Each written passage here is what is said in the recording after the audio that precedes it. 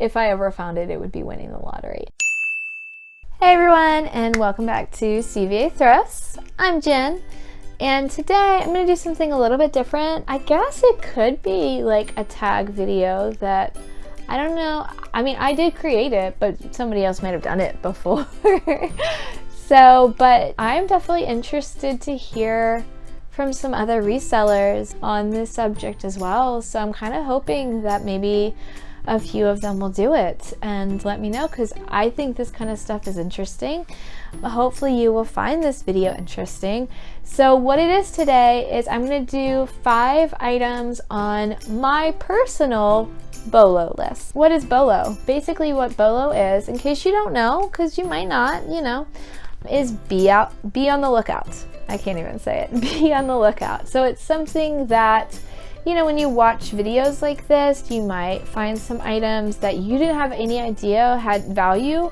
And so it's something that you kind of add to your list. And, you know, when you're out there, you look and you try and find them. But this one is a little bit different. These are 5 things that, like, I realize that whenever I go to a sale, I always look for. And, like, some of them are just like things that are for me personally. At least one of them is. And some of them are things for reselling. Most of them are. And this is not a complete list. Like, I have a long list of items that I have in my head that I always kind of look for when I go out and I shop. But these are just 5 of them, and I thought you would find this interesting. 5 things that I like to look for when I go to sales. So the first one on my list is gonna be, oh man, why do I have to start with the one that I don't know how to say? Naga hide? I think it's called Naga hide. But so what that is that it's basically like vinyl, or what is it, vegan leather they call it now. Pleather at one point is what they called it. And Naga hide is essentially just like a brand of that. And it was popular like mid-century modern. I don't know if it came out in the 60s or 70s. It might have even come out before then.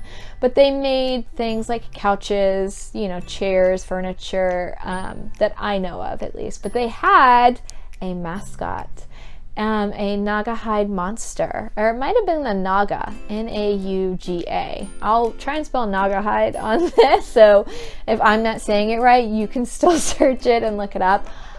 We actually found a monster once, and I was so excited. We went there specifically for it, and I got it. I paid $80 for it, which for me is a lot of money to spend on an individual item. I was so excited when I got it. And Brandon, I don't think, knew what it was. Which is fair, because it's kind of a random thing. My dream is that one day I go to like a yard sale, and for some reason, like, somebody's mom collected all of it, and there's just like an entire collection. I've seen a couch with it before, like a Naga hide couch. It was the specific brand. It was at an estate sale. And I thought that was cool, but I'm much more interested in the monster. I would have kept it, but it's worth a fair amount. It sold within like a day. I don't remember the exact amount it sold for, but it was between $250 to $300, which when you look them up, that's about what they go for, depending on like which one you have and the colors and all of that kind of stuff. I think they're so cool. If I ever just had money one day, or I just didn't need to, like, I found one and I didn't need to sell it, I would totally keep it. I think they're so cool looking. But yes, that's just one thing that I always go and I look for. It's kind of a more like obscure thing, so I don't know if it's something that like everybody would just know about or like know that it has value, but it definitely does. I always look, especially at estate sales and stuff, because I'm like, maybe this is one of those things that people could overlook and I could get. A Naga hide monster is something that I always look for when I go to sales. And also, side note, I will tell you that the advertisement for it with the little monster sells as well. I have seen that before. I think it's around $25, and it might be a little bit more or less depending on like the advertisement.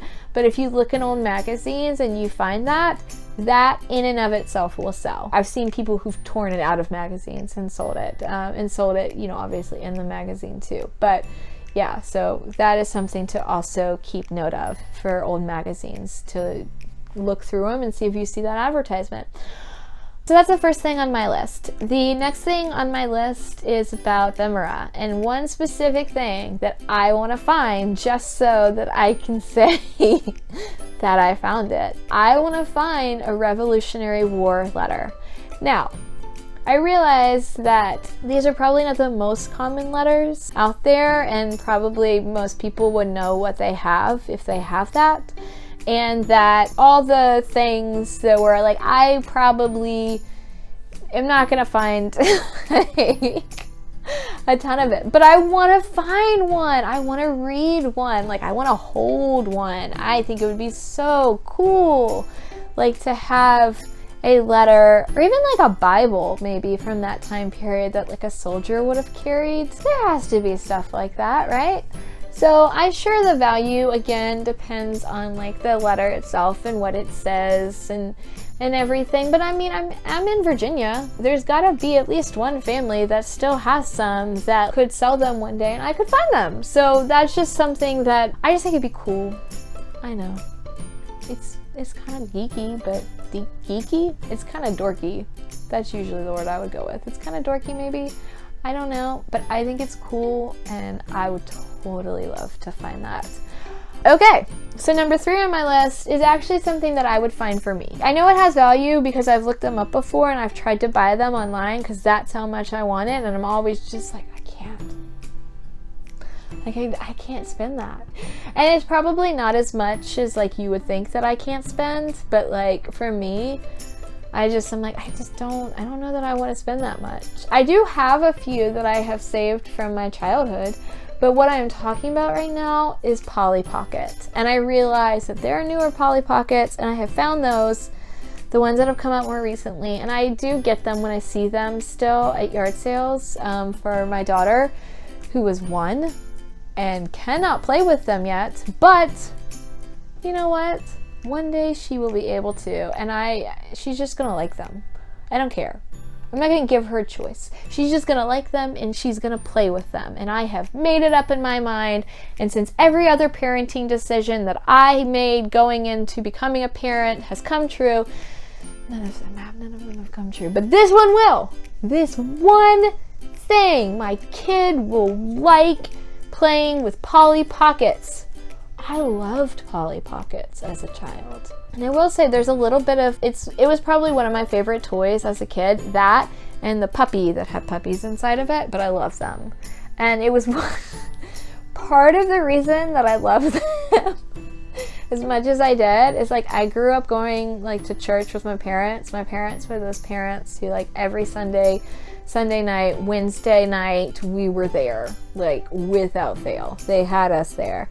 And we had where like we had to sit in the sanctuary and like listen to the main sermon. And when you're like 5 or 6 and you're sitting there listening to the main sermon, it's boring.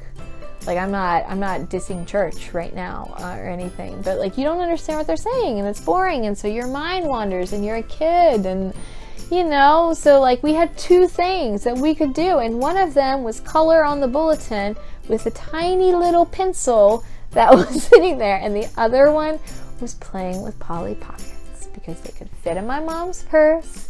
It was a full toy in and of itself. It didn't make any noise. There was no buttons on it to like flash and light up and stuff, and I loved it. Or like if we go to the bank with my mom, we could bring those and like wait, or basically whenever we ran errands, that's what we did, guys, before cell phones, before your parents could just give you an iPad.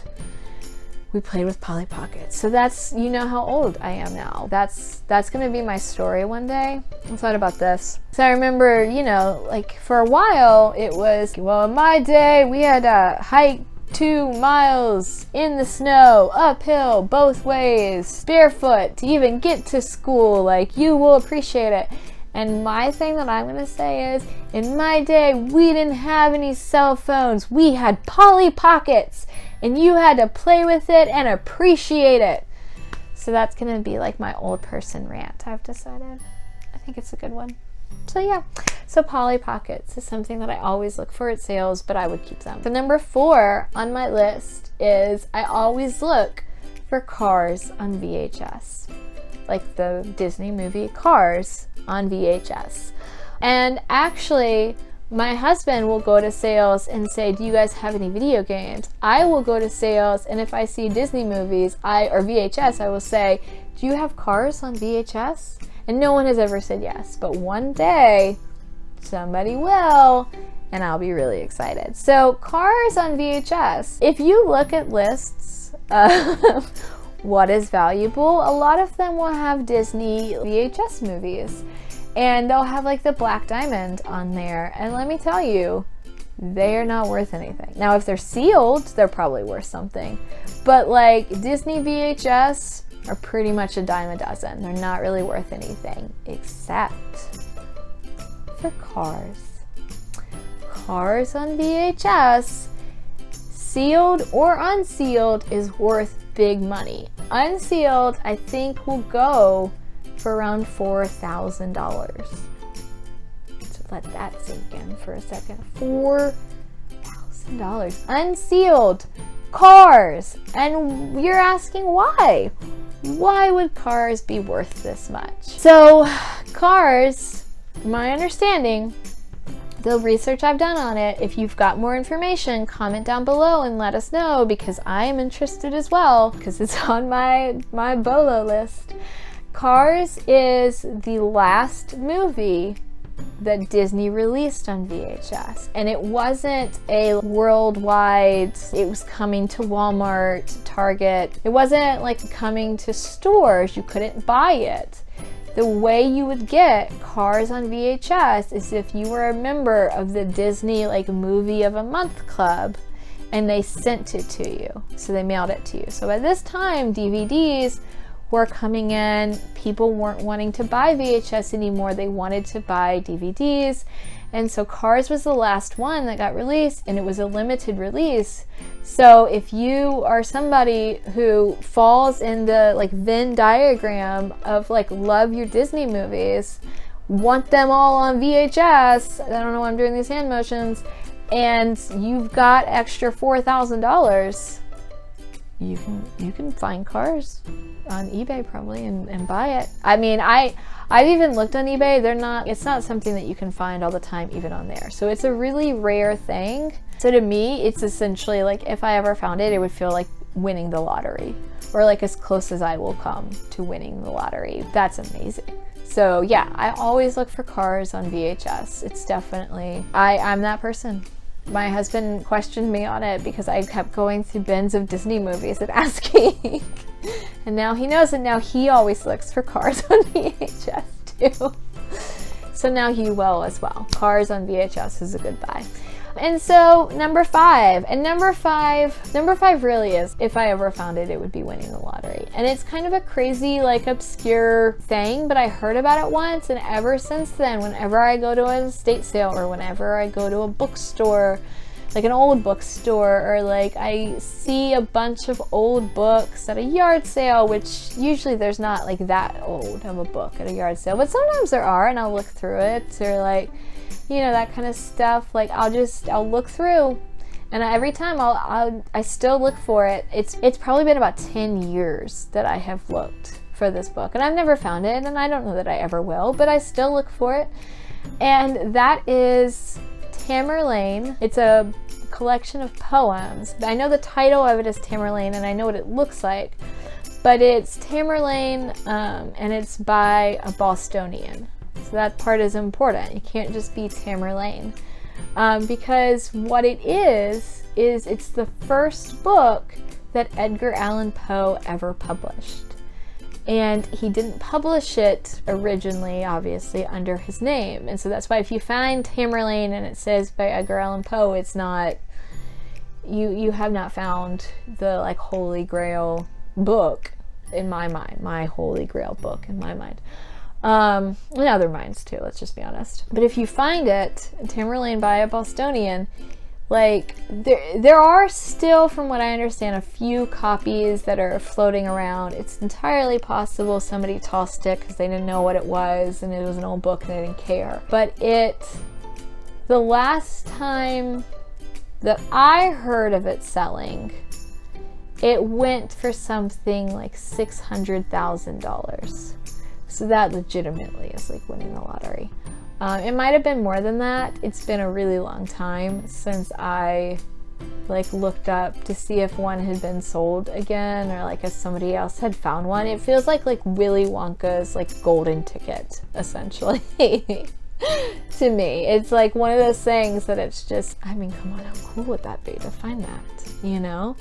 But it is something that, like I said, it's just one of those things. Whenever I go to a sale, I always look for it. I haven't found it, obviously, because I do not have an extra $600,000, but I do look for it. And so yeah, those are 5 things on my list. Please, like I said, I want to hear from some other resellers. I want to hear some things that they like to look for, things that they think are cool. And not everything is going to be like, oh, I want to sell it. Some things are just going to be like, this is part of my childhood, or this is something that I heard about that I really want. Like, I just want to hear about those things that you guys think are cool, you guys always look for. Please comment down below and tell me at least one thing that you always look for when you go to sales, because I think it's so interesting. And if you make YouTube videos and you want to make a YouTube video about what it is that you love to sell, please tag me in it so I can watch it, because I think I would love that. I want to hear about these things that other people look for. So yeah, I hope you all have a great day, and we will talk to you later. Bye.